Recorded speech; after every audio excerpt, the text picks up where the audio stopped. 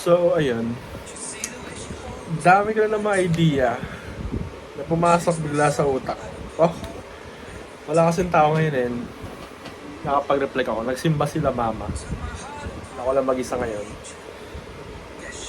And napaisip ako, may napanood kasi akong video kanina about sa paano mo ba i-let go yung isang tao. And it's coming from a professional psychologist. How to let go someone. Sabi doon, the quickest way to let go someone is by loving them. So nung una napaisip ako, napaka-counter productive naman nun. Di ba minsan nga pag may aalis, medyo nagagalit tayo or naiinis tayo. Kasi hindi natin sila makakabanding or especially kung may mga unresolved issue ka pa sa tao na yun, basta aalis na siya.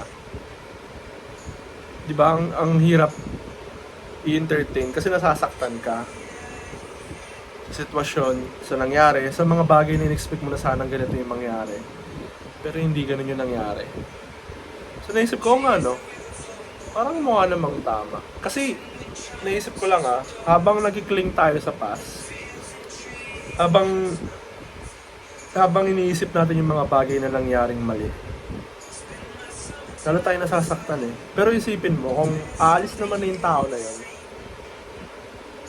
at minahal mo, yung kahit paalis na siya, di ba? Mas magaan eh, alam mo yun, mas maluwag mong mabibitawan yung mga nangyari. Mas relax ka. Siguro sa pagtanggap din ng nangyaring sitwasyon. At kung titingnan mo, meron naman sigurong naidulot na maganda ring bagay yung tao na yon sa kung ano yung pag-iisip mo ngayon. Like, hindi lang naman dapat tayo mag-focus sa mga hindi nangyaring maganda o sa mga inaasahan natin dapat mangyari. So, palagay ko dapat timbangin natin parehas. Ano ba yung naiambag nitong tao na to sa buhay ko? Nung dumating siya at ngayon naalis na siya, ano yung naiwan niya?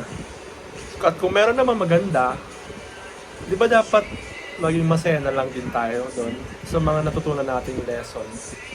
Kasi hindi naman lahat ng umalis, walang iniwang maganda. At hindi naman lahat na nagtapos is malungkot dapat. So yun lang, parang napapaisip ako. Yun, wala na. Mayroon akong siguro pag umalis na siya, hindi ko na alis na talaga siya sa buhay ko, hindi ko siya makikita forever. And that's life. That's the reality of this job, itong work ko. And hindi na kami mag-uusap ever. Kasi tinry ko na rin naman. Siguro, pag dumating na yung last day niya, well, last month niya na ngayon, pag dumating na yung last day niya, siguro, sana hilingin ko na lang is maging okay siya sa pupuntahan niya. Like, matuloy niya yung career niya, yung pangarap niya na maging flight attendant. And sana, if ever makita ko siya in the future, pag sakay ko aeroplano, siya yung stewardess lang. Siguro sobrang saya ko nun.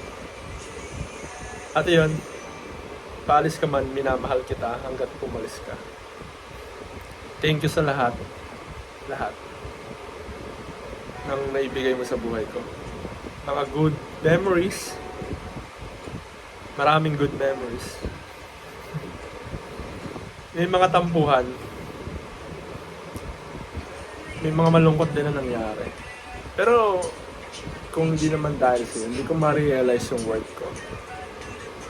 At yung mga bagay na dapat hindi natin kinokontrol, let it be normal in a way na detach ka sa mga bagay. At isa pang lesson na natutunan ko sa kanya is parang you cannot change the person. Like, parang yung expectation mo or yung gusto mo mangyari sa tao na to, dapat hindi ganun. Let them be who they want to be, who they are. Yun lang naman ang epipany ko ngayong araw. Goodbye.